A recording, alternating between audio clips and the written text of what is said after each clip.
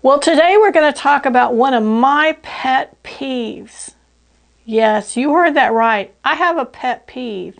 And that pet peeve is all about quilt sizes. So we're going to talk about that right after this.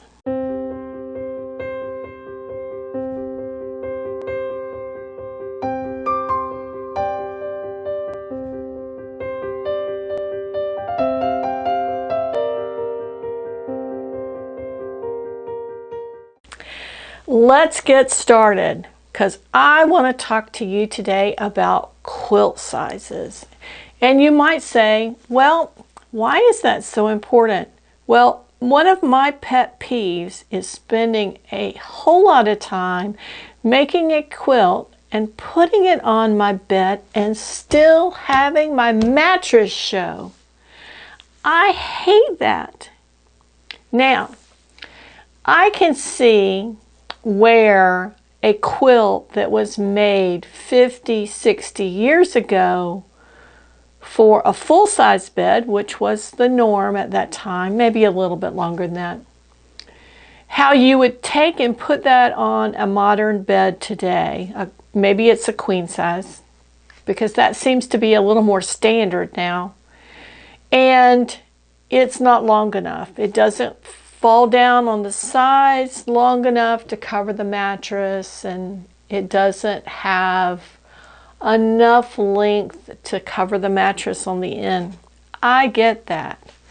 But it's not 50, 60, 75 years ago. It's today. But we're still making quilts the same size. Let me show you what I mean. And I'm going to try to put this up here so it's a visual representation of what I'm saying. I went online and looked at standard mattress sizes. And I don't think that these have really changed much. They tend to make them standard because you buy a bed, and even if you have to replace that mattress, you may want to keep the bed frame, so you can't really go bigger on that. So the size of the flat top of the mattress is pretty much the same. Where the problems come in is how thick that mattress is. And I looked online and found that the standard mattress height is 10 inches, but it can be 8 to 14 inches. Well, I call malarkey, because the last time I shopped for sheets, I was looking at packages that would either say, can accommodate a 14-inch mattress, or it would say, suitable for mattresses up to 18 inches. Okay, 10 inches to 18 inches, that's a lot of difference. And when you're making a quilt, it really does make a difference. So let's go back to standard sizes. Oh, and let me just say this. On the Casper site, that's a mattress manufacturer, they say that a thick profile mattress is 12 to 20 inches. Again, that's 8 inches difference on each side. Okay, so let's just take a queen mattress as an example. When you do a Google search, you look at queen mattress sizes, and they show the mattresses for a queen being 60 by 80. That's 60 inches wide, 80 inches long. And when you look at quilt sizes, standard quilt sizes, a queen size is 90 inches by 108 inches. So that means that you have a 15-inch drop on each side of the quilt. Okay, but remember, standard mattresses are 10 inches, but they can be up to 20 inches. So now if they're 20 inches, you've got 5 inches on each side of your mattress showing. Now that's an extreme example, But let's say you have a 14-inch mattress. That means you've got a 14-inch mattress with a 15-inch overhang. Sounds like it might be okay, but what's going to happen is that edge of that quilt is going to either lay right at the gap between your mattress and your box springs or your foundation, or you're going to measure it before it's washed, and then once it's washed, it's going to naturally shrink up a little bit, and you're still not going to cover the mattress.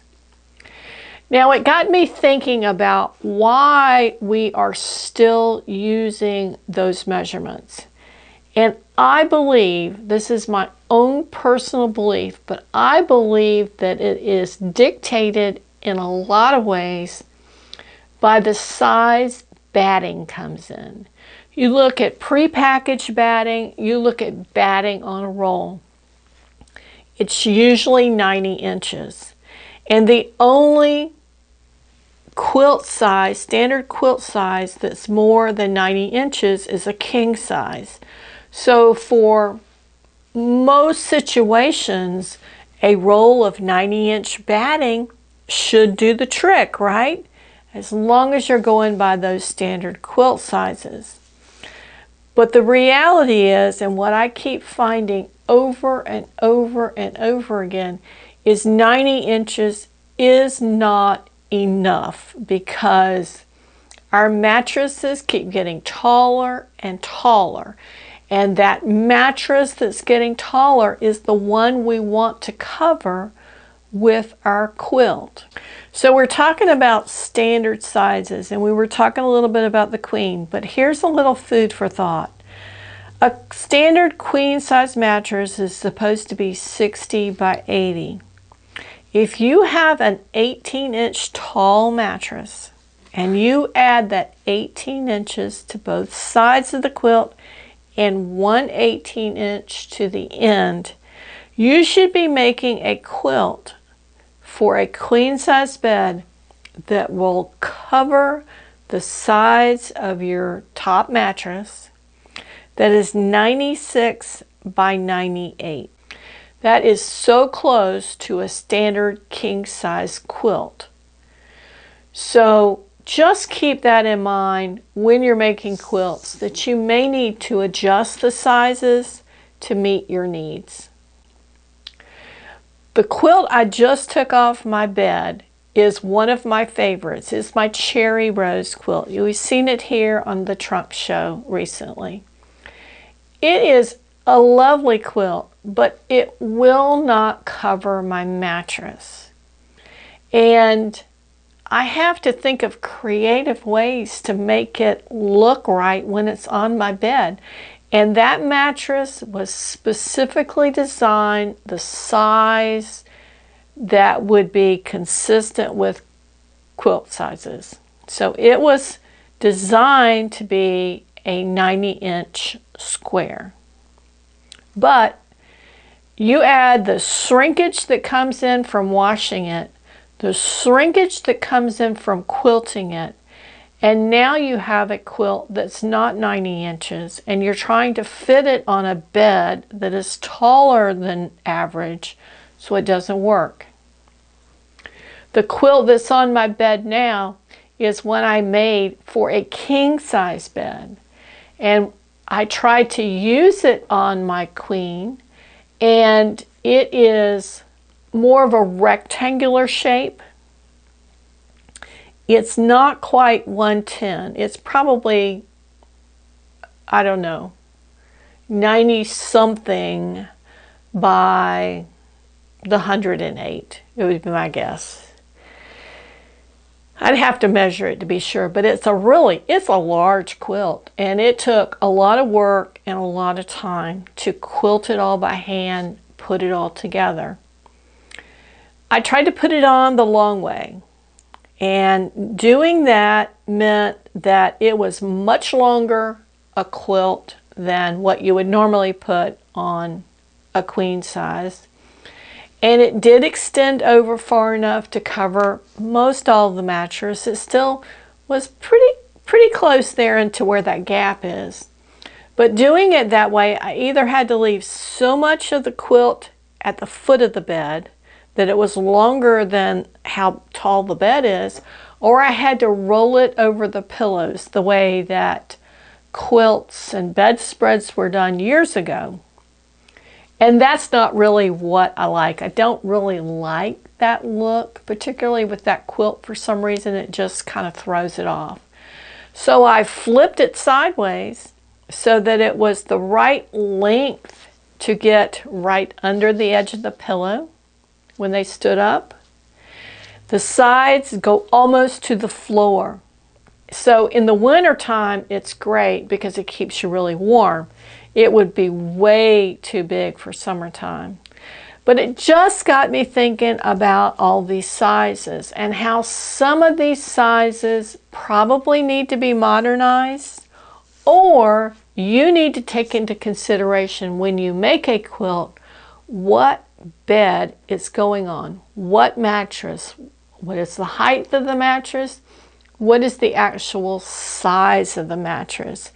Because even when we're talking about standard mattress sizes, they're talking about just the mattress. And many times these days, we have other things on mattresses in addition to it. We might have a topper on the mattress. We might have a heated mattress pad. We may have just a mattress cover, a quilted cover that you buy from the store. All those things are adding sizes. And now all of a sudden that mattress is a much larger size than even it was manufactured for. So when you're making quilts, my word of warning and advice to you is, if you can, check the size of the mattress and the bed it's going on. And I, in the meantime, am thinking about ways that I can either modify quilts or a product that we could use along with our quilts to help bridge that gap between where the quilt falls and where we want it to fall. I hope this was helpful to you. Mind you, I'm not complaining so much as I'm just sharing my frustration, because I don't think the people who put out these standard sizes take into consideration how it might affect what we do. And I think it's time that we need to have little caveats on patterns and things that say, if you're putting this on a standard bed, you may need to adjust your sizes. Or an option in the pattern that says, make your border an extra 3 inches if you're using it on a mattress that's more than 10 inches tall. Just a couple of ideas. And we as quilters, we also need to take that into consideration when we're determining how to make a pattern for us that works for us. Now, if you're hanging your quilt on the wall, this isn't of any concern because you're not trying to match it up. But if you are making quilts to be used in a utilitarian way, you may want to consider that. I'll get off my soapbox now. I hope you have a great day. Be sure to subscribe if you'd like to see more videos, and give us a thumbs up if you like this. We'll see you next week here at the Shamrock Quilt Studio.